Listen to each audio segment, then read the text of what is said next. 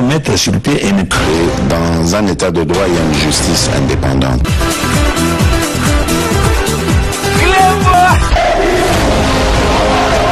Ce n'est pas pour rien qu'il faut des conseils.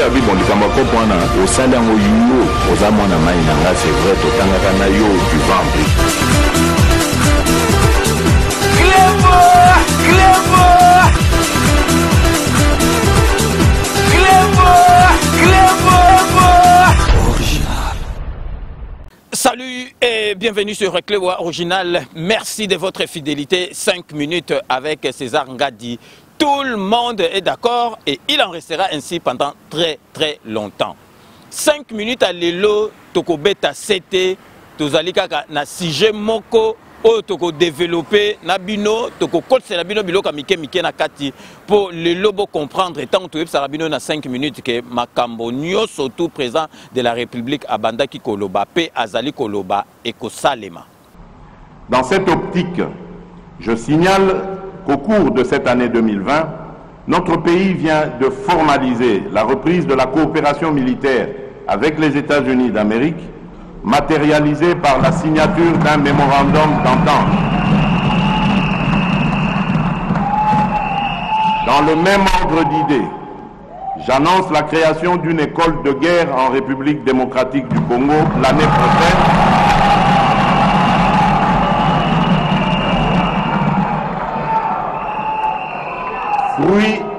Fruit de la coopération avec la France, avec pour objectif d'améliorer la formation et la remise à niveau de nos officiers supérieurs dans tous les domaines.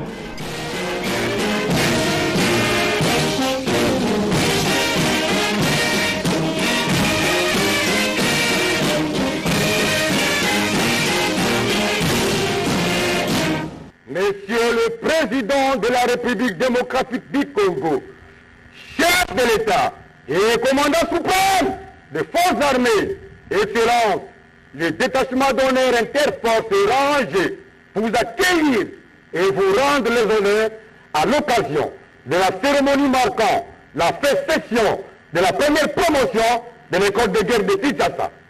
Je vous invite très respectueusement à passer le détachement en revue.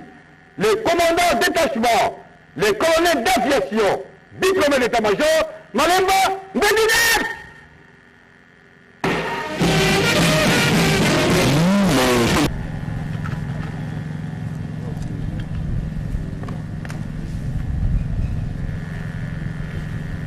Excellence, Monsieur le Président de la République, chef de l'État, homme des forces armées et de la police nationale congolaise, je sollicite l'autorisation de votre suprême autorité pour présenter le programme de la cérémonie de ce jour. À vos ordres.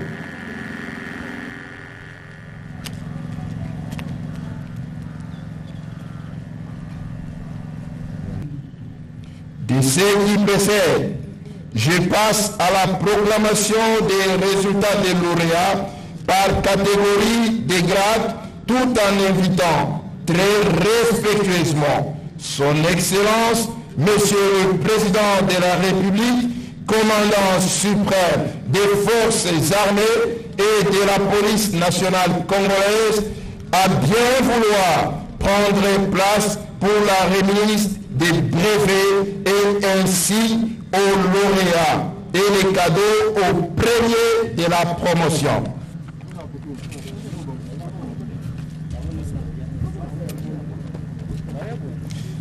Lieutenant-colonel Ibanzi Mulilikwa Rizo, à moi.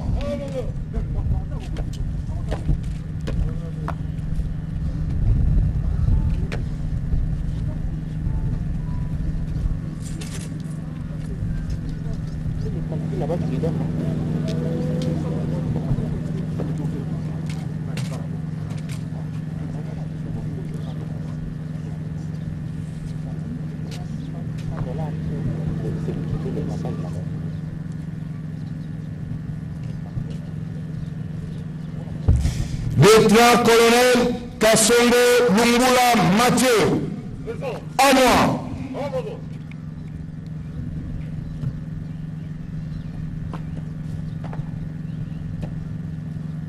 président de la République ndenge toyebi sarabino azali ostentatoire te azali mutu moko te ke alingaka a milakisa ou bien sala makelele likambu soki a lobby ekosalema président akendaka na masolo malembe na kanisi bato au bout de 2 ans ba comprendre le système a fachi politique au fachi za ko mema ezali ya marathon ezali vraiment ya marathon politique oyo fachi azosa na mboka na biso nanu esalema te depuis Congo et Banda.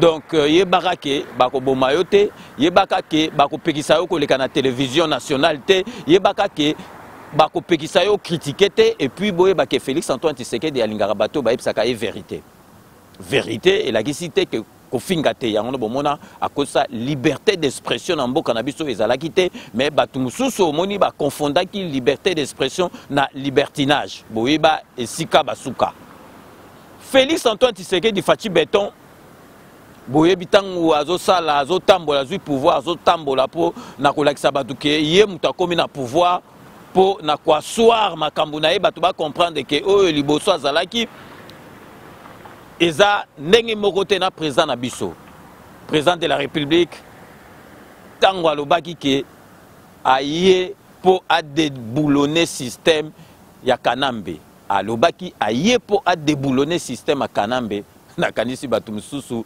bamonaki yango ezali utopique ou bien donc président de la République azoeba makambo azoloba te balobi mais président de la République po bango bakoma kolobake président de la République ya bino on dirait biso toza ba congolais bango baza soko be colonie ou bien biso toza be étranger bango baza au monde au président de la République na bino azoloba ko déboulonner système ya Kanambe ko déboulonner ngo koma aza na parlement te aza na sénat te aza même na avion te aza même na ndako akolala te lelo tosuka wapi lelo tosuka wapi na kanisi ba tout temps au président de la République azali koloba biso toyebaki parce que biso dès le départ tozali net na kelasi omoni na kati ya classe bana msu ba comprenaka facilement ba msu faut que soit temps ba msu pe ba comprenaka te ata ba pesi ba leçon ndenge nini ba comprendre te be biso tozali ki parmi bato to pesa déjà confiance na président toyebaki ke président a rosala ma solo boyebi na 5 minutes oyo bo banda ko tala banda kala na bando yebisa bino ke président za noko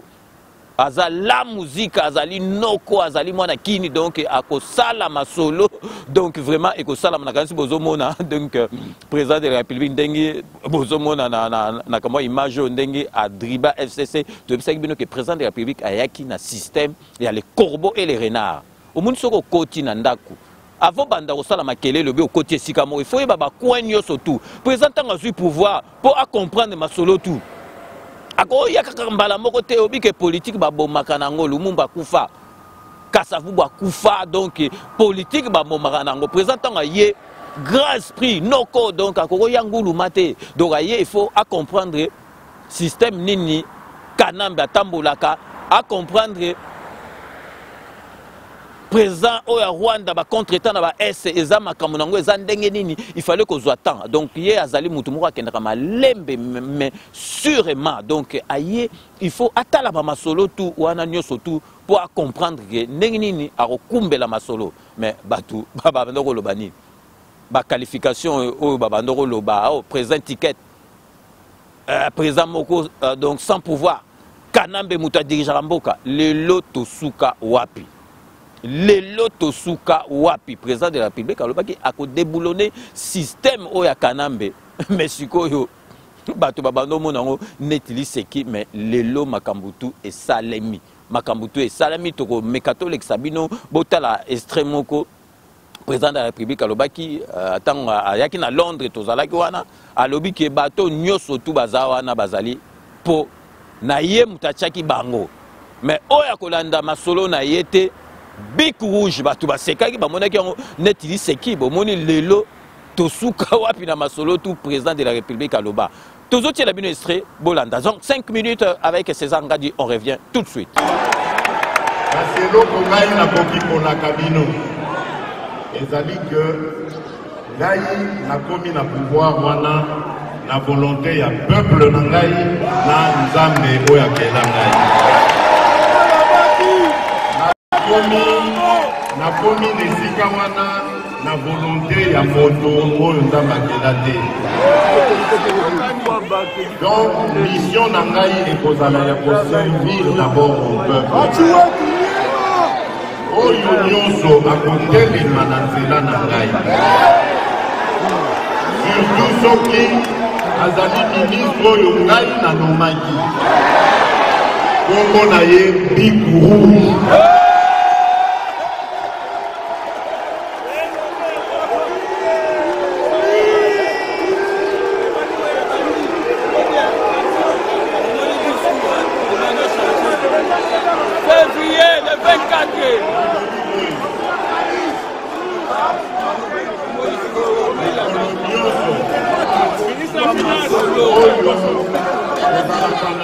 On a présidé le conseil du gouvernement, conseil des ministres.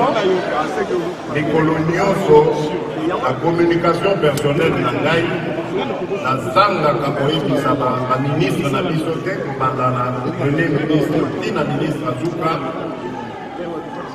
nécessité de la Bomoko, la Bolimbo Katinabiso, la Yebisaka Bango.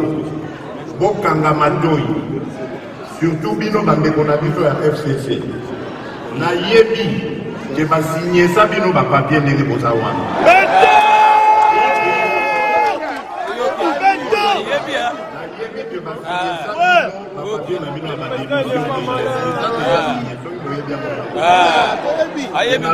Awa tu es kosale la mboka. Awa tozali famille. Sengeli to simbana et jusqu'à maintenant na koki kokosa te na mona ata ministre mokote kobanda na ye moko premier ministre tina ministre Azuka oyo atelemela mokano na ngai wana. Nayebi po bayaka koyebisa ngai oyo kana bayaka koyebisa nga bango moko le président tozali kosubir bapression bato misusu kati na biso balingi tosalela na bango etali bino oyo nga nalobi yango nde ekosalema oyo nga na kani yango nde ekokokisama.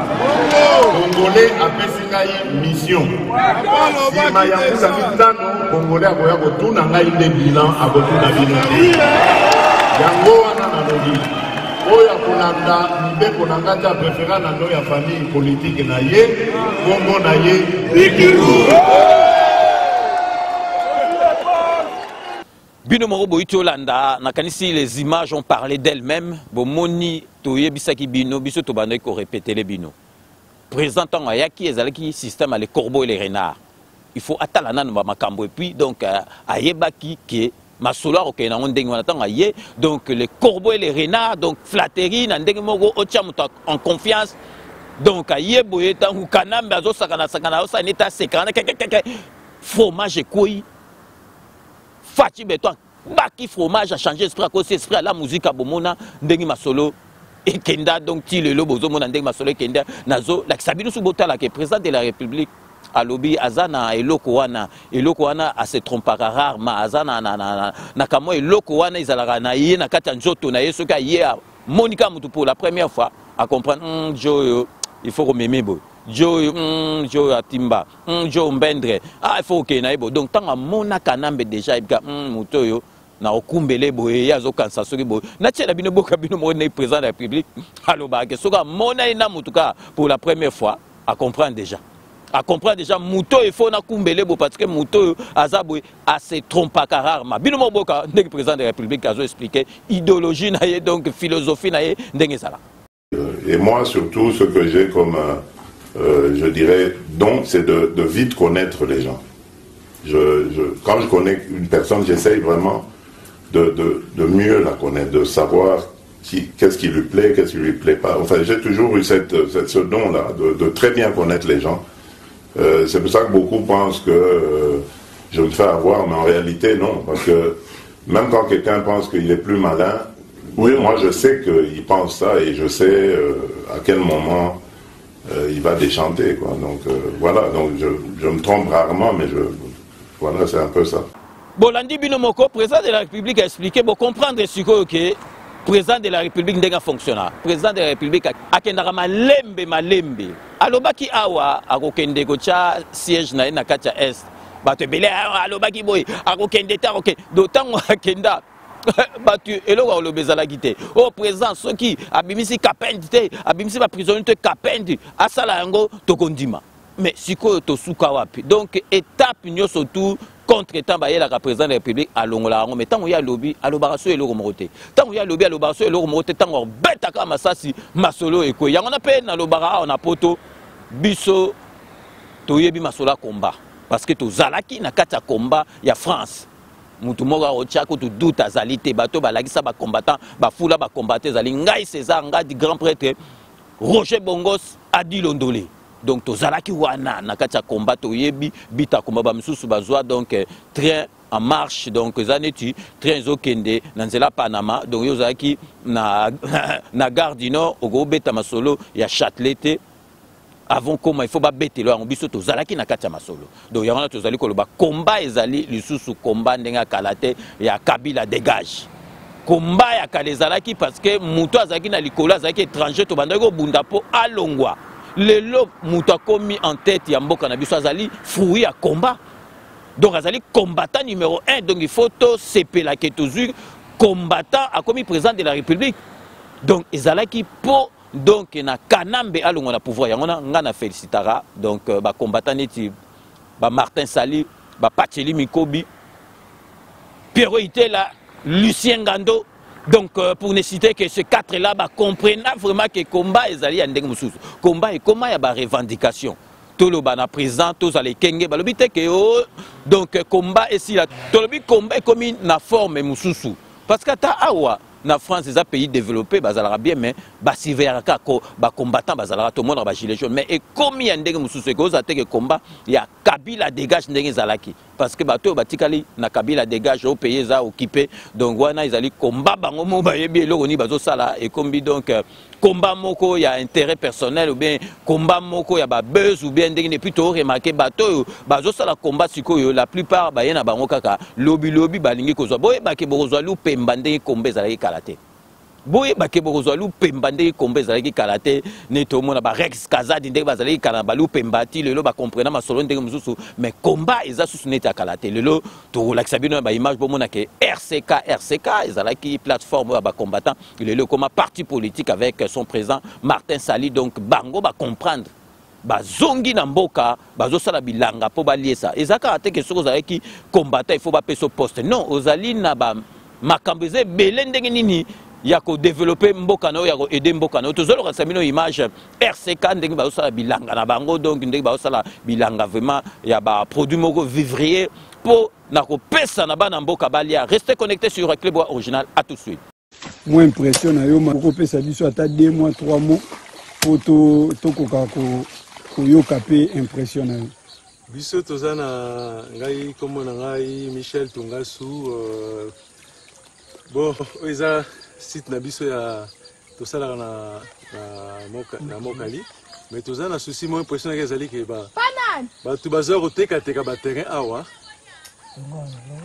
et puis toza na po ba tu bazo teka ba site na biso ba teka ba terrain et puis bazo teka na ngomba kuna so boteka na ngomba kuna so botali na ngomba kuna alors bazo sala déboisement oh biso na po sa reboisement o kana disi ko tata mo konzabi il faut to kuna banzete. Mais awa bazo longola déjà banzete les roseaux se bandi alors to sengi na bino bato bozosala makambo etali makambo bilanga boyana na kotala la biso situation oyo bandeko ne bazobebisa ba site maraîcher awa po awa nde bakati awa batongi bandako nyonso lobi ekozala danger ka mpona peuple awa mwa moke reboisement ezali kote wana tosengi kaka ke kime ezala batika biso osala bilanga et puis tosala reboisement faut que kuna banzete wana balupango wana faut que kuna banzete parce que on nyonso basombi kuna eza danger public donc bino bakonzi biso. Oui, peuple congolais, bonsoir ou bonjour, Nathan Bino. Awa toza na site ya Mokali. Donc toza na cadre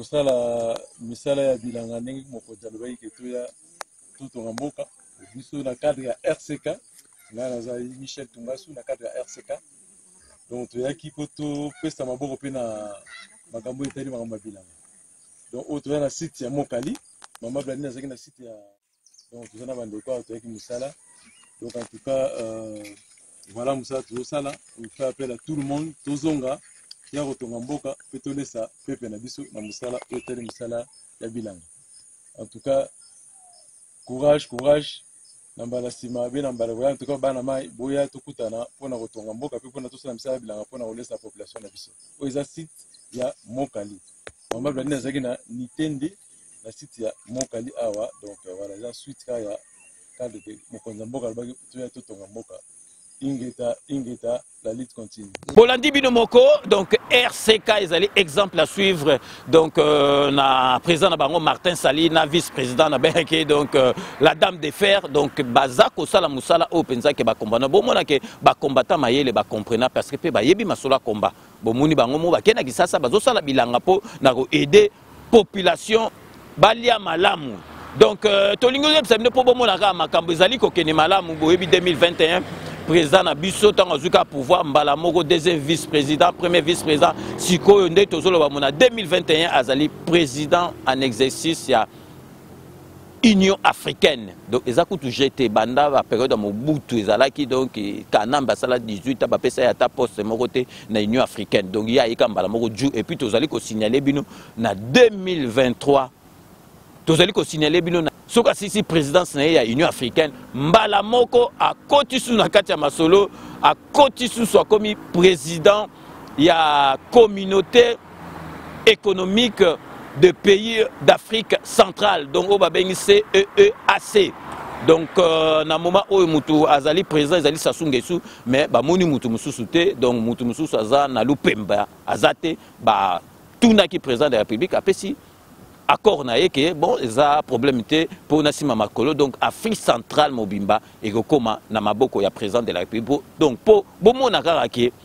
mboka na biso donc vraiment tozo zonga esika na biso président na biso azo pesa biso valeur parce que kalate boyeba bazo benga na biso partout na Congo Brazzaville ba benga na biso na Angola ba benga na biso na Cameroun ba benga na biso mais ezalaka lisusu ndenge ezalaki te président na biso azongisi congolais na valeur donc to marqué déjà pause na biso ya liboso boyebika ke Kodia Simo ezali masolo vraiment ke bana mboka surtout diaspora bozu vraiment chance que Kodia Simo a pensé na bino parce que à Tibino qui est beaucoup ma propriétaire et à bandaku na ba norme moko international vraiment na niveau à kin donc crédit bogozoa crédit moko donc yeba kendaku il y a 2 chambres donc 3 pièces et bandit déjà na moins de 50 000 donc prélèvement par mois il y a moins de 500 € donc ezali opportunité moko ya komankete donc botala bino moko bande annonce il y a Kodia Simo ezali masolo penza oyo ezali kopesa esengo na diaspora pe na congolais. L'entreprise Kodia Simo présente la cité Kimia. Vous êtes congolais de la diaspora ou fils du pays? Venez découvrir et investir au sein de la nouvelle cité Kimia. Le groupe Kodia Simo vous propose une cité résidentielle avec plus de 450 maisons modernes, construites aux normes internationales et surtout à des tarifs très attractifs. À la cité Kimia, vous trouverez aussi un espace commercial avec plusieurs commerces et services de proximité, tels que des boutiques de prêt-à-porter, des restaurants, des boulangeries, des salons de coiffure, mais aussi des banques, des pharmacies, l'hôpital de la diaspora. Investir à la cité Kimia, c'est contribuer au développement économique en République démocratique du Congo. Mais c'est surtout croire en un Congo nouveau. La cité Kimia est située dans la commune de Maluku, à seulement 25 minutes de l'aéroport de Njili, 10 minutes de Safari Beach et 15 minutes de Kinkole. Alors ne tardez plus, venez et construisons cette nouvelle cité. La cité Kimia, un havre de paix à Maluku, le nouvel Eldorado du Congo. Kodia Simo, la meilleure adresse pour construire la vôtre. Bonjour, alors nous sommes ici sous la concession Kodia Simo, la concession Kodia Simo où sera érigée la cité Kimia. La cité Kimia avec différents lots. Donc les lots A, comme nous l'avions annoncé, les travaux vont débuter au mois de décembre. Donc c'est très bientôt. Nous sommes là avec des experts, nous sommes là avec nos architectes, nous sommes là avec les géologues, nous sommes là avec tous les experts dont on a besoin pour pouvoir viabiliser les terrains. Les travaux sont là, la concession est là, nous avons une belle concession de 34 hectares sur lesquels nous avons érigé ces travaux. Donc nous vous remercions de la confiance que vous nous avez témoignée jusqu'ici, pour ceux qui ont réservé leur lot, pour ceux qui nous ont appelés des par le monde, États-Unis, la Suède, on n'oublie pas, le Japon également, la Belgique et la France. Là maintenant nous sommes à Kinshasa, nous allons débuter la commercialisation à Kinshasa. Nous vous avions réservé les meilleurs lots, nous avons réservé la première partie de commercialisation d'abord à vous qui êtes à la diaspora. Et maintenant nous allons lancer la phase de commercialisation à nos frères qui sont ici à Kinshasa. Il ne reste plus beaucoup de lots pour la diaspora, donc il nous reste quelques lots et ensuite ça sera ici à Kinshasa. Merci de votre confiance, nous allons travailler pour vous, pour que nous puissions mériter votre confiance. Donc le programme Kimia est bel et bien là, les travaux vont bientôt débuter et voilà la concession. Je vous remercie beaucoup. Banaki, après le lancement de Kodiasimo na Poto, nous avons le na Kinshasa pour la réalisation. Balo Eza, et bien attend réservé. Kodiasimo, c'est mignon. Kodiasimo, c'est la qualité. Kodiasimo, c'est la meilleure adresse pour construire la vôtre. Kodiasimo, la meilleure adresse pour construire la vôtre.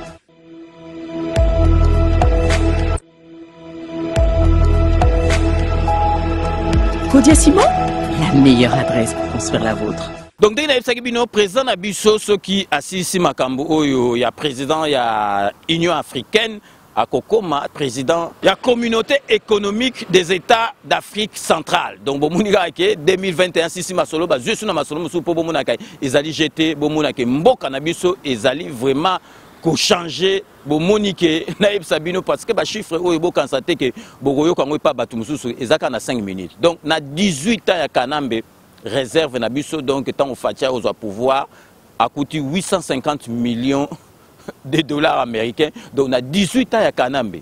Donc na caisse 850 millions sans compter mboka ndenge zaleka obeba na caisse na 18 ans 850 millions. Mais boyo kana 2 ans ya Pamba. Na 2 ans à Pamba réserve, ils ont plus de 6 milliards. Plus de 6 milliards de dollars na 2 ans à Pamba. Félix Tshisekedi a présenté son programme. Nous en sommes très contents. Un programme sur 10 ans, avec des chiffres, avec des objectifs précis, avec une vision claire pour le pays.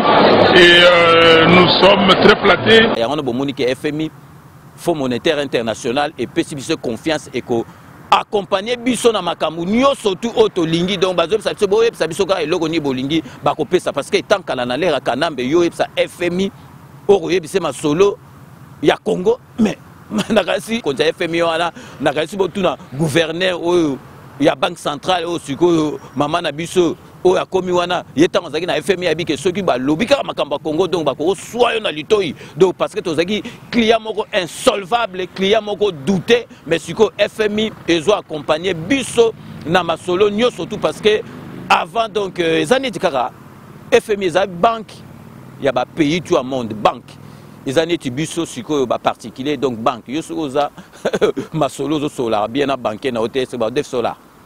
Ce qui donc a découvert donc interdiction bancaire est-ce que banque ko beta masolo ko def sala ba ko def saote zaka neti FMI donc so mboka na bino ba aide yaka ba masolo mboka na bino bozo gérer bien te ba ko defisa ka bino l'arte mais avec Félix Antoine Tshisekedi ndenga yena kata masolo mbala moko donc vraiment masolo vraiment et komina et sika otolingaka FMI donc epesi ba corps na masolo nyoto yango na bozo mona ke boitia na mutu na bino ke présent neti Fachi Béton ba fakwa na bato basala na Kanambe omoni Kanambe ezalaki ye azoyiba kota ba minéraux atikeli bino boyiba na bino makamnyo surtout yona le baki donc IGF ezalaki banda kala mais e bandoko toucher côté ya ba politicien tezo keneka na makamba pamba ba société moko bomona ba rotinda o pesnola mais IGF e koti na masolo oyo avant e banda ikosala matin. Donc, il y a un besoin de ba cop nyoso tout Fachi Béton asili siango. Ba cop nyoso tout Fachi Béton esili.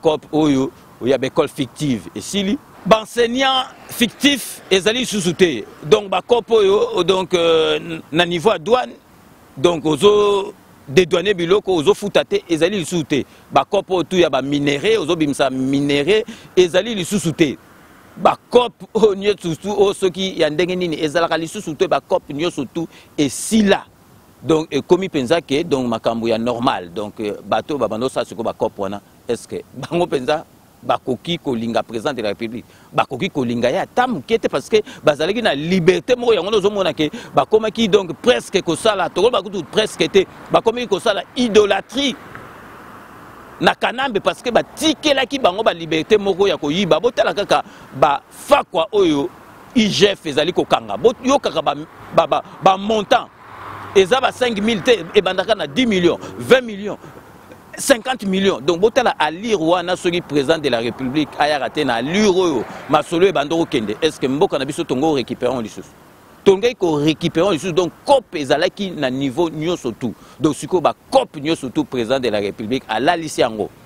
A boucher trou, a boucher ba trou nyonso tout. Oyo ba cop e bandoro salma. Est-ce que ba kolinga président de la République? Nazaline koyo ki sabino bo kaka audio moko. Donc parce que balobarake baluba bazaba tribalisme mais batu bazoe bateke baluba kutu vraiment so totali bien bazalaka uni basangana bango na bango muluba ko tika muninga ne muluba te mais batu ba tribaliste to yebi bango boyo kananu ndeko na biso oyo na bité soka zaka na game na mazali mungala donc message atindi ezali menace biso tozali ko lobango na 5 minutes ba konji fo botala ezali menace na président de la République parce que okoki ko loba na président de la République te président de la République aza institution mobimba donc okoki ko loba makambo a ye ko loba te boyo kabino moko audio biso toziongo ezali menace ozo menacer président de la République parce que makambo mbongo ya za soki ndekwa cardinal mbongo ya za soki ngwaka soki nini ya za mungala azo kebisa président de la République donc yo okebisa président de la République ezate ezali menace donc ozo toucher donc autorité à liboso mboka donc il faut vraiment ba poursuivre mutu oya lobaki parce que bangité a ti kombone na kati ya lobby na esika zalaka donc liberté d'expression ezali libertinage te donc bino moko bolanda audio oyo vraiment boko kamwa ezali pasi na mawa na motema. Merci na bana Congo awa eza koloba ezali premier notable ya Sidou Bangi esika cardinal Ambongo abotami Florent Billy Bamon natangi komona comme premier notable ya Sidou Bangi o nazali notable ya Ambongo ngana za ko kebisa président de la République était soki lelo bandeko na biso bakendaki na union sacrée ezalaki pona tribalisme te pe to bandaki komona déjà to ya tribalisme mais ko kendete ko toucher personnalité ya Ambongo ko kende ko bolanda ko tomoni yango merci pe na bato ya réseaux sociaux ndenge balekiseli biso eloko na tomoni tozo kebisa président te tozalaki na confiance totale kati na ye na notabilité à Sidou Bangi to félicita qui est pendant ko créer union sacrée mais lelo union sacrée est tournée contre bato ya Sidou Bangi et à la personne d'Ambongo ngai Billy Bamonaza koloba awa na yebite entrée ya ba faux prêtre o ba kota kitango ya enterrement ya Mosengo ba kenda ki pona Ambongo yango suite yango ebimi libanda équipe wana ekeko telemela mboko bolo porte boina botu ça menga nazo kebisa président soki azali mwana moke na kati na likambo nazo loba ayebate Sidou Bangi baza ba guerrier soki oyo azo luka tango so eza na mbula na ete akokoka ngote ngai quelque soit naza malade mais naza na ba dette o bakoki ko sala likambo pe lelo ya bangango mboko ya yaki te abongisa abimisa biso na bombo eza dictature botala tina ba église ko keno toucher na personnalité ya église ko keno ko buka ba église na mboka na ye donc acte wana ngai na lobite yango ebongi na sanction tolingi kotala siko mosala na ye malamu likolo na personnalité ya mbongo oyo bato bake kutusela soki ndeko moko alekaki a lobi na yoki malamu te mais moi je suis de la famille biologique ya Ambongo et puis nazali premier notable à Sidou Bangi ba notable nyonso na Sidou Bangi ngamoto na lokonza bango pe na telemi liboso na bango o nazolo wa soki ezali président azana geme na lelo na koyebisa boye na miso na kanisi baninga ne baleka bayoka ngai ezala meme Kabila Joseph ayoka ngai kasi po ete eza nzela mosika bongo eloko azomeka wana bameka mozindo na mai na mosapi te ameka eloko azomeka wana te soki ezali bato bazotia ye na erreur mpona kobebisa confiance oyo topesaki ye te mboko eza libere à travers ye na bavoi oyo azwaki eske ye moko ameritaki kokoma président de la république non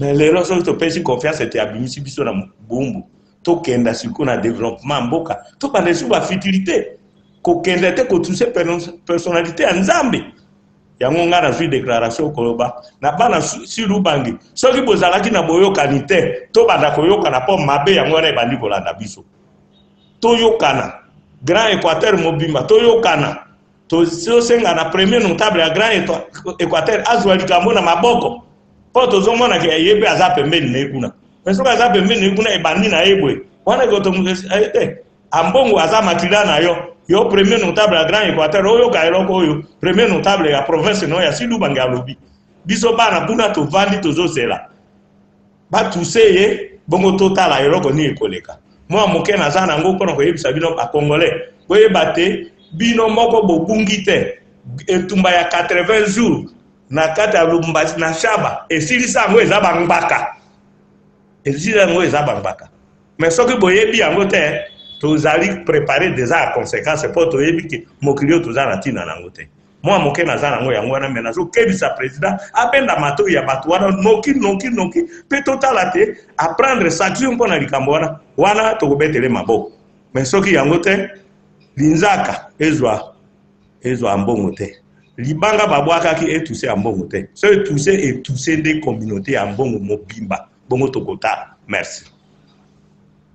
Bolandi bino moko na kanisi naza na ba commentaire au salate et loko na zoebisa bino batu bazo comprendre te que Félix Antoine Tshisekedi aza dictateur te mais boyeba ke azali président de la République azali numéro 1 il faut ko pesa ye respect pour na biso Bolandi quand même audio oyo ezali nde papa na biso oyo azali donc azali ostentatoire azako banga kutute donc avec makamunyo surtout donc avec assurance moko on dirait azolobela président de la République a masanaye donc pour na biso tozu yango ezali menace na bato tout balandi azali ko menacer président de la République parce que président de la République na makambo a seni na makambo a mbongo donc ezali kutuyete tali kutuyete bato bakene ko attaquer Bamasola Tolobi yango ça n'a rien à voir na ba combattant ya IDPS ba combattant IDPS ba kenaka na moi ba sel makamna et puis ceux ba combattant IDPS ba kei ezali président de la République mutati ndi bangote ezali président de la République mutati ndi bangote masolo oyo papa oyo awito lo bana audio ezali poursuivable pour na biso to qualifier ezali atteinte na sûreté ya l'état donc président de la République azali camarade à Moutouté atabo yebadaki avant benini donc azali sous camarade à Moutouté ezali institution mobimba donc vraiment pas sinama wana motema parce que ndek tolobaika ke ba congolais to mesanaki na ki dictature lobby bo ba katio muto lobby bo enlever yo président de la République aye à cause état de droit à cause si liberté d'expression mais batu ba komi ko sakana nango ba komi ko ye basute donc niveau nini basuka ba komi ko zo président de la République on dirait muninga na bango donc nous allons marquer une pause publicitaire bo ebikaka ba partenaire na biso o to ebsarabino ka ke CPLA TV ezali décodeur ya banamboka. Donc, Balis Santerre, Ezali, Flat, Auto, recommanda Kabino, vraiment, donc, vraiment, sur le Bokina, qui ça, et si comme sous Ezali, à part Balis Santerre, Pongi Nabino et Gozala, la Mouteto, Ezali sous le grand traiteur Romain Ilunga, pour ne citer que ces trois-là. Donc, restez connectés sur Clébois Original, on revient tout de suite.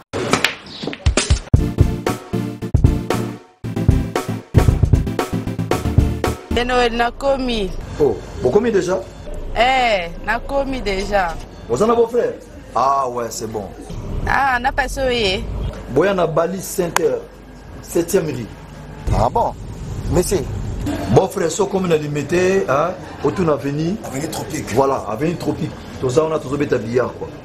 Limité 7e rue résidentielle, hein? Ok. Ok, bof. Tout le temps, on a bof.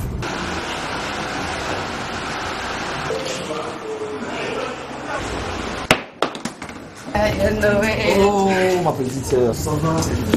Waouh, bon. Ça fait longtemps. Ouais, ça fait longtemps. Tu es pour un mariage, un mariage. Tout justement, ça de fête Pésalia, il y a bien Kitoko.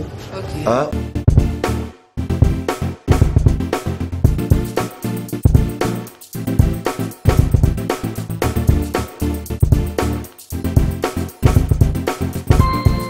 Balise Center, un cadre magnifique pour vos diverses manifestations et vos rendez-vous d'affaires.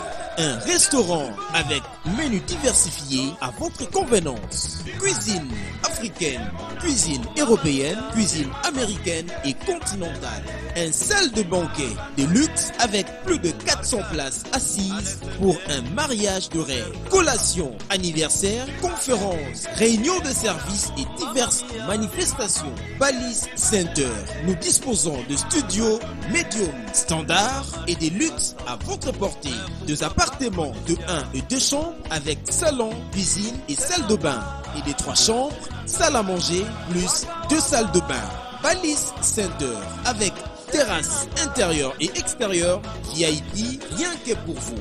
Nous sommes sur 7e rue, place commerciale, sur l'avenue des Tropiques, numéro 83, référence clinique Bondeko dans la commune de Limete. Pour plus de contacts et réservations, plus 243 81 799 82 47 82 34 121 62. Vous pouvez aussi nous visiter sur www.balisecenter.com. Flat Hotel Balise Center, l'excellence dans la simplicité.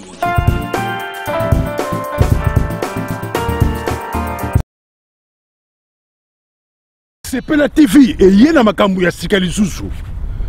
O ba chaîne ya France eza na kati. Ba chaîne ya Congo eza na kati. Ba chaîne ya Londres eza na kati. O ngomona makambu ya politique ya sika. O parti AA eza na kati. O parti BB. O CFAIO eza na kati. Ya Sepela TV. Bouquet comme ya muke boye. O tina poche voyager na ngokeno partout lingi. Na bouquet no ya Sepela TV. Sepela TV. Mais ma biso n'engozo ma biso wana kaka machine ma daka daka Sepela TV. Bienvenue dans le monde de Sepela TV. Sepela TV est le décodeur qui vous permet de suivre les chaînes du Congo en direct de la diaspora.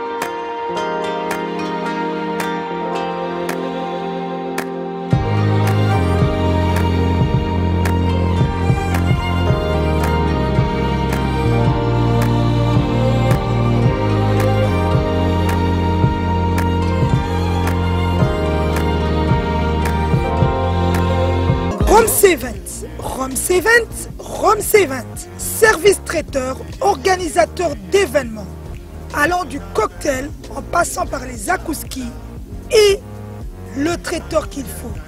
Vous avez toutes les spécialités, africaines, européennes, asiatiques, du monde entier. Quel goût, quelle perfection, quelle propreté. La dégustation est au rendez-vous grâce à Rome C20. Vous savez les contacter au 0032 465 22 11 72.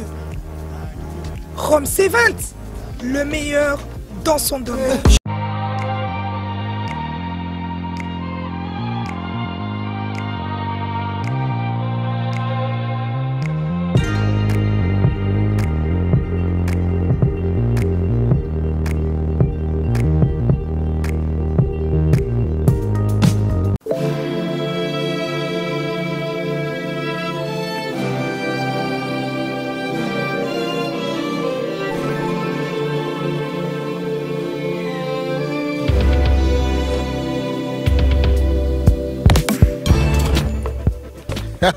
Chers amis, Adi Loba, Adi Loba, oui, Naeko Loba, Awatoza, et pas Maman Nicole, styliste, modéliste, Nicole de Paris.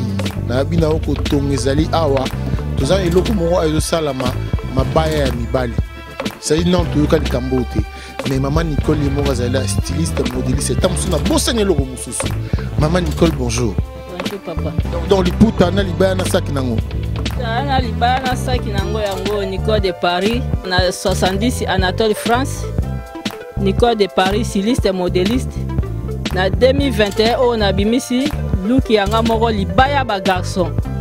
Donc ba star ba pasteur banduliste yesu banduliste nyoso bazoya awa libaya ba garçon zo sema nango côté mususu te kaka ana 70 Anatole France Nicole de Paris Nicole na simba ba papa Nicole na libaya ba garçon.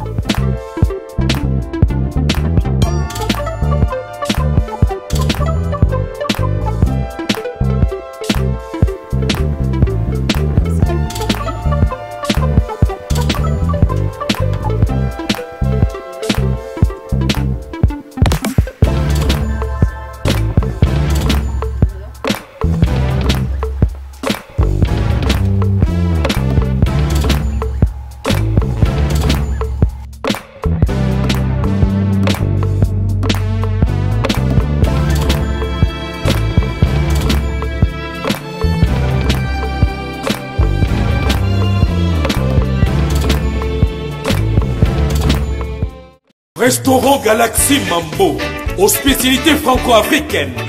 Menu spécial Mambo, situé au numéro 137, rue André Carman, 93 300 Aubervilliers. Contact et réservation au 07 53 28 89 07. Galaxy Mambo,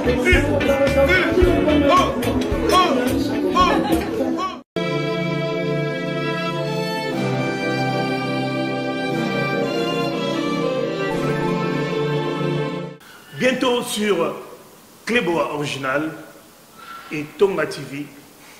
Quand dites-vous, nous allons faire des analyses politiques. On va décortiquer les discours politiques. Ensemble, poussons plus loin notre vision de notre politique. Quand dites-vous sur Cléboa Original avec Jerry Mukuna. J'analyse et je vous donne la parole. Et ensemble, nous analysons et nous trouvons des solutions ou des failles par rapport à tel ou tel discours. Bientôt sur Cléboa Original et Tonga TV avec Jerry Mukuna. De retour sur le plateau, le plateau Nabiso et Zali à Libanda, mais Bobangate, donc vendredi déjà, tu as direct Mora plateau, donc plateau et Zali Nango, mais donc l'émission il y a direct, il y a plateau et Bandagi vraiment Kolanda Masolo, tu espérais qu'il y ait Landa, mais vendredi tu as na direct, na 4 il y a plateau, tu as na la musique à version, il y a la musique il y a Libanda, donc bienvenue à ceux qui viennent de nous rejoindre après ce spot publicitaire relatif à nos partenaires, na biso vraiment toyebi ke bozali na confiance na bango parce que biso pe topesa confiance na bango nyoso tout parce que bazalaka na biso depuis kala bango bazali batumo bapesa biso confiance biso pe topesa bango confiance. Donc tokomi presque à la fin ya émission na biso mais toko sukisa émission na biso na sujet moko et pesi esengo mingi po il faut koyebaka esika 8 yango ko permettre yo oyeba esika ozali ko kende. Donc et pesi biso esengo mingi tomoni vice ministre ya transport na kombo ya Ekila donc na week-end oyo akendaki esika akola na cité des anciens combattants na Mbinza ko pesa ba mama ya ba anciens combattants au babunda guerre ya 14-18 na 40-45 Ekila donc vice ministre transport à Keikuna kopesa bango donc ba cadeau mukie za sini moko makasa pesa bango donc enveloppe na kimbundi moko boye donc ba maman na bazali vraiment très ému donc ba mona ke mwana na bango donc vraiment lelo a commis ministre abosani bango te abosani sika a witate aye kopesa bango cadeau donc totiki bino botala na ba image. En marge de la journée du 1er août dédiée aux parents, le vice-ministre de Transport, Voies de Communication et des Désenclavements, Marc Kikila, a effectué une descente surprise au quartier des anciens combattants dans la commune de Ngalima. Marc Kikila Likombo est allé à la rencontre de femmes veuves, des anciens combattants des 14, 18 et 40 à 45. Objectif, leur remettre de pagnes et une enveloppe, question de ses souvenirs de son père, ancien combattant, disparu il y a plusieurs années. À l'issue de cette visite de porte à porte, une messe de commémoration a été organisée dans la paroisse Saint-Christophe en mémoire de ces anciens combattants. Jean-Méné Tunga, président des orphelins des anciens combattants, remercie le vice-ministre Marc Kikila pour son assistance. Émis par ces gestes, ces femmes de 3e âge n'ont pas manqué d'exprimer leur profonde gratitude à leur hôte. Papa, merci. Merci, merci papa, tata na bino nyonso bakei batiki biso na bino. Bino nde beaucoup yonde okonda biso. Pone biso tozalaka na susi. Na se kombata aba mamona ka biso tozala biso na butu te. Kasi o moni na bapine na biso kolela na biso. Nzambe apesi biso mwana na biso. Yo lokolo zawana okotela mangwi. Na sepeli mingi lokwa la monde. Nzambe azamala. Namoni merci. Nzambe azopapa. Mwana na biso sikoyo azwi boboto ya kokalisa ba mama. Bana bakotoza baboti po bakenda liboso. De son côté, le vice-ministre Marc Kikila qui a profité de l'occasion pour visiter l'EP1 Ngalima où il a passé ses études primaires, inscrit cette visite dans l'action du chef de l'État sous le leadership du Premier ministre Jean-Michel Samaloukonde qui consiste à accompagner les forces armées de la RDC. Peut-être il faut que valeur na biso parce que papa na biso ba sacrifier ba vie ba makila jeunesse na bango pour na paix ya mboka na biso peut-être tozo ebate bozo mona lelo mboka ezana kimiate président de la République andimaki ko se déplacer à kendo kovanda tina est pour la raison de paix parce que papa na biso nde baza ba pionnier ya paix pour la République démocratique du Congo biso bana ba se combattant ne biso toza ba pionnier ya paix. Et le gouvernement Sama Lukonde, le président de la République, et puis si priorité de priorité, n'a paix, biso toza na intérêt de soutenir Bango. Pour moi, la Nabinope, le 1er août tomba un dimanche. La journée du samedi 31 juillet a été déclarée chômée et payée en RDC en vue de célébrer la fête nationale de parents. Bon, total Abinomoko, donc vice-ministre transport Marc Kila, on a petit abisso à parler, donc petit nangana kolisa, petit à parler Marc Kila, abisso to benge makelele, donc vraiment bon monake a bossani ba maman a été à bossani esika witité a ke ko pesa bo monde ba maman bazali ki émis, donc vraiment nazali ko yebsa na José Bantessa. En Afrique du Sud, Omoni Marc Kila elo kasali, donc vraiment ils allaient et sengomingi pour batumusu bazara soki azui bomengo azui poste à Bossani esika à Outaki, donc Marc Kila, donc merci à trop, donc vieno César ngadi a sepeli na actiwana toyebi ki vraiment yo depuis kala ozalaki vraiment mutumoko tikaka jamais esika yo wita, donc ils allaient vraiment exemple à suivre. Donc to komi presque na fin ya émission na biso na lingi suna beta c'était pour na koyebisa bino makambo nyonso tu boyeba président de la République alobaka devant télévision boyebaka akosala yango alobaki ako déboulonner système ya kanambe batu bamonaki ondiyeni tikiol ondiga zolo ba makambo ya yebite lelo, donc batutu bavanda calme parce que esalema. Oui, oui, oui.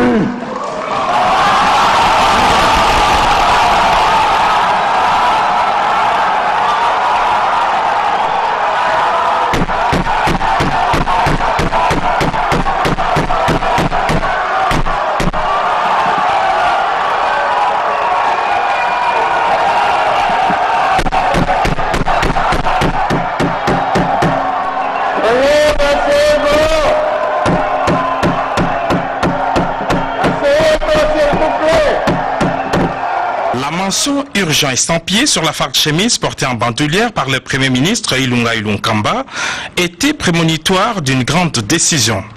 Le chef du gouvernement des coalitions a présenté ce vendredi sa démission auprès du chef de l'État, Félix-Antoine Tshisekedi Tshilombo, qu'il avait nommé en mai 2019.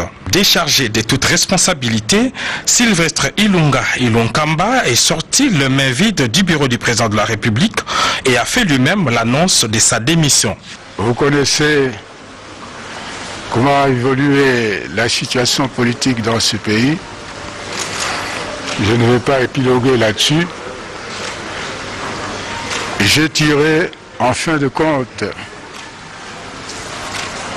les conclusions de cette situation et je viens en toute responsabilité et conformément à la Constitution de déposer la démission du gouvernement de la République. Je remercie le président de la République au nom de mon gouvernement. Je les remercie de la confiance qu'il nous a témoignée dans le cadre de l'accord de coalition qui a permis à notre pays de connaître la première expérience de passation pacifique du pouvoir. En ce qui me concerne personnellement, je remercie le président de la République de la confiance et de la cordialité de relations que nous avons entretenues durant les 15 mois que je suis à la tête du gouvernement. Même si on le savait déjà déchu par l'Assemblée nationale, le dépôt de sa démission auprès du chef de l'État tourne la dernière page de la coalition FCC Cash. Les successeurs de Sylvestre Ilunga Ilunkamba sera connu dans les prochains jours. L'article 22 du règlement intérieur du Sénat que le président du bureau sortant, l'honorable Alexis Thambwe Mwamba, a procédé ce mardi 9 février à la remise et reprise avec le président du bureau d'âge, l'honorable Léon Mamboléo. Au cours de cette passation des pouvoirs, le président sortant a remis à son successeur tous les symboles du pouvoir et les différents documents de travail. C'est un devoir républicain et les devoirs républicains sont sacrés.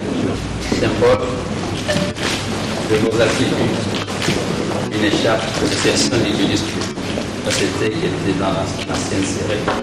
Et ça, pour la discipline. Voilà ça, je vous remets toutes les annexes ainsi que le sceau. Le sceau et toutes ces annexes sont à votre disposition. Merci beaucoup. Bonne chance, président.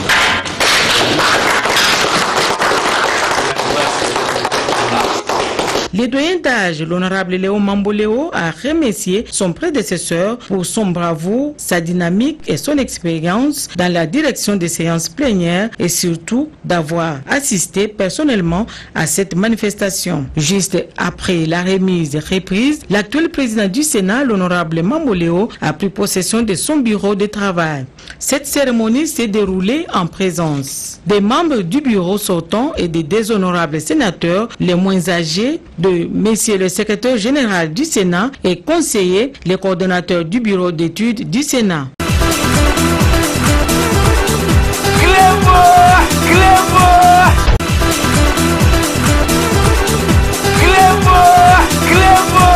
alobaki akende kovaa na este akende kovaa na este ndenge nini akenda na este avanda donc akolibere baprisonnier fois alibere Kapende nde tondimi alibera Kapende.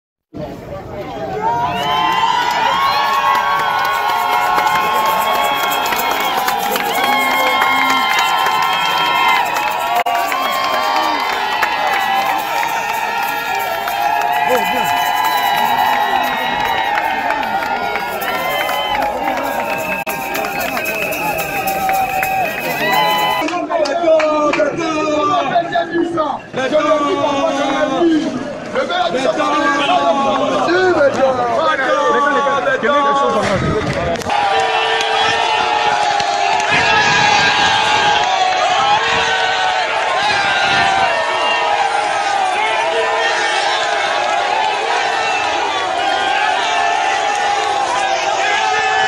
bozomona boyebake makambo nyonso tout Félix Antoine Tshisekedi oyo alobaka ekosalema. Quelqu'un l'a évoqué ici d'ailleurs à juste titre, il y a un problème d'effectif dans notre armée. Et je vous ai dit, donc moi je suis arrivé aux affaires, j'ai fonctionné comme évidemment mes prédécesseurs l'ont fait en s'appuyant sur nos institutions. L'armée en est une, la police aussi. Mais c'est avec le temps, c'est avec l'expérience qu'on se rend compte en fait qu'il y a beaucoup de magouilles qui minent nos forces de sécurité. Il s'est développé en même temps que la mafia ici, dont je parlais depuis une vingtaine d'années, la même mafia dans l'armée, dans nos institutions. Il n'y a pas que l'armée et la police, on l'a vu, regardez au Sénat récemment. C'est toute cette loi de l'omerta, comme on le voyait dans les mafias européennes, la loi du silence. On tue en silence, on magouille en silence, on trafique illégalement, de manière illicite, en silence. C'est comme une sorte de modus vivendi, un code de vie, un mode de vie qu'on s'est convenu sans signer quoi que ce soit, mais bon, c'est une mafia qui arrange tout le monde. Et c'est ça, en fait, c'est à ça qu'il faut, contre ça qu'il faut s'attaquer. Voilà pourquoi je disais, attention, c'est pas du jour au lendemain que ça se réglera. Ce sont des habitudes que des gens ont pris. Donc il faut détricoter ça patiemment, mais fermement, avec énergie. Et on a l'élo, il fallait tout bête à c'était pour comprendre que boyeba esika to witi ne esika to zokende bo pesa confiance na président de la République parce qu'azali moi na mboka azali ndeko na biso azali ya na biso azali lek na biso ya ko trahir jamais peuple azali na idolo ya papa na ye de heureuse mémoire papa na biso Etienne Tshisekedi donc yebara ke esprit ya papa Etienne Tshisekedi ezali na kati ya Félix Antoine Tshisekedi donc tokomi na suka ya émission na biso donc avant to tikabino donc boyebi ke molandi monene ya émission na biso Willy Panzu na kisasa bondomo na ba intervention na ye na ba direct et puis ba direct pe kozonga mikolo yo donc Willy Panzu boyebi ke donc akufela ki mama na maman na na Londres sikoyo corps et zonga donc semaine prochaine nakati ya kisasa ba okende ko kunda na baton donc to tikibino bolanda programme oyo bapesi na lingala facile ya honorable Zakari Bababaso. Restez connectés sur Clébois Original, à tout de suite. To continue lingala facile alelo na communiqué écologique oyo. Programme ya matanga ya mama Fatou Agnès Dinganga Ezaboui. Vendredi 13 août 2021 nzoto ya Mouei et kokoma na Kinshasa na vol ya Air France pe mbala moko e okende kokota na morgue ya hôpital du cinquantenaire PVM mortuaire et kosalema na avenue Milambo numéro 5 na commune ya Gombe. Samedi 14 août 2021 na 9h levé du corps na morgue ya hôpital du cinquantenaire pe na 11h juste un départ pour na enterrement na Congo central pe akokundama na cimetière privé familial ya Kikutu.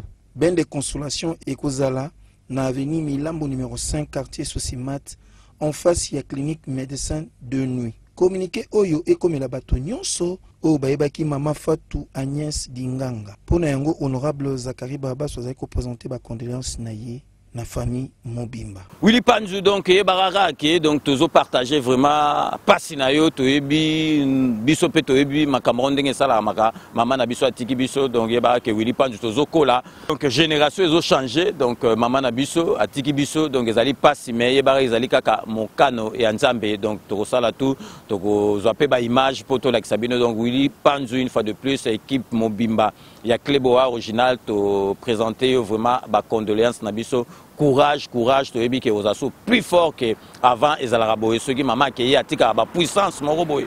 Donc Willy Panzu donc vraiment courage tozali bisope a on a poto ko partager kaka pas ozali koyoka. Donc to komi na suka émission na biso boye ka base base soto komi vraiment na suka to koki jamais kozanga ko remercier bato balandaka biso bato basala ba commentaire donc ezali eloko mona sala yango ngai moko donc bato kutu na tiaka awa baye bakate donc ezali donc ndenge na ngai ya ko remercier bato balandaka biso donc toko banda na États-Unis d'Amérique pour na repesa maman na biso mamizoa merci na nyoso tout au sala rapport na 5 minutes avec César Ngadi toke toujours toujours na mairie mais cette fois-ci na kati ya Montréal pour na repesa mbote na fina mokonzi merci na nyoso tout au sala rapport na 5 minutes avec César Ngadi toke siko na kati ya Londres de pour na repesa chaque le commando donc merci à trop na nyoso tout sala rapport na 5 minutes avec César Ngadi toke siko Azali na kati ya Kisasa pour na repesa JC Mabala, Jean-Claude Mabala, Azali Massananga Tanga depuis CO Tito Zoba diplôme d'état donc j'en profite de l'occasion qui m'est offerte pour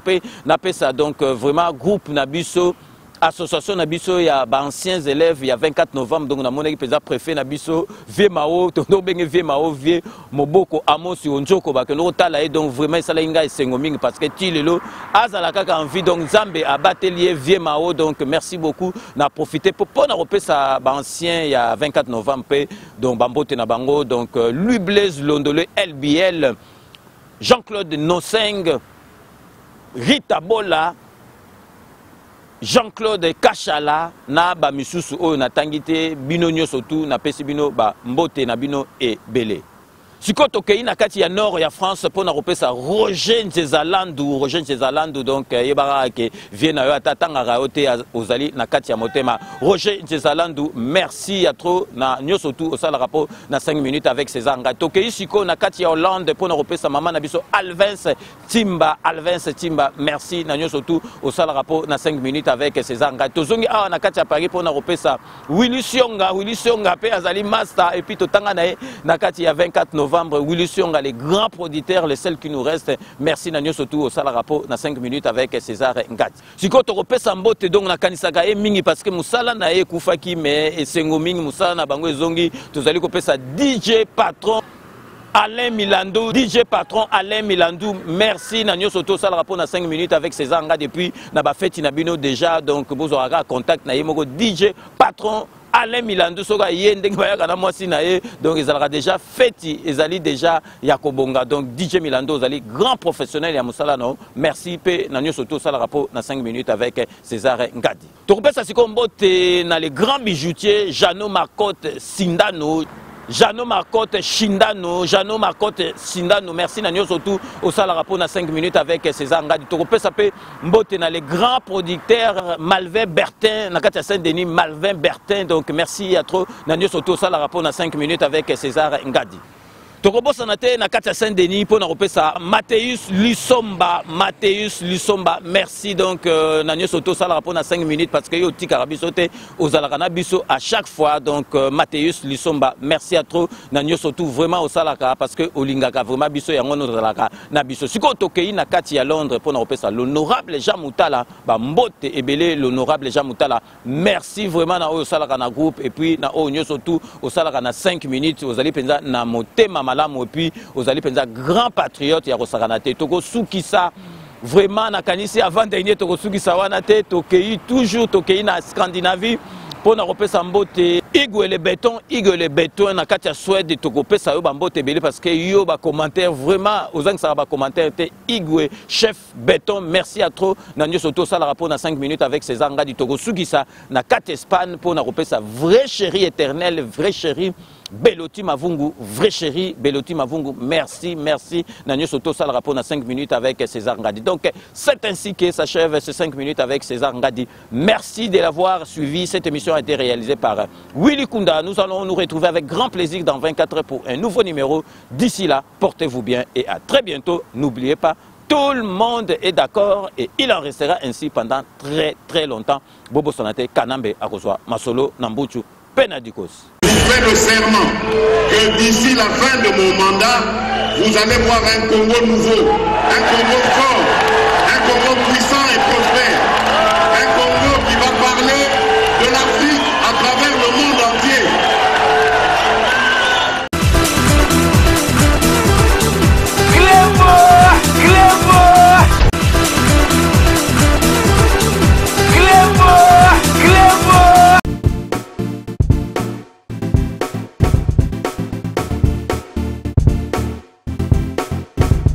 doit mettre sur pied et dans un état de droit, il y a une justice indépendante.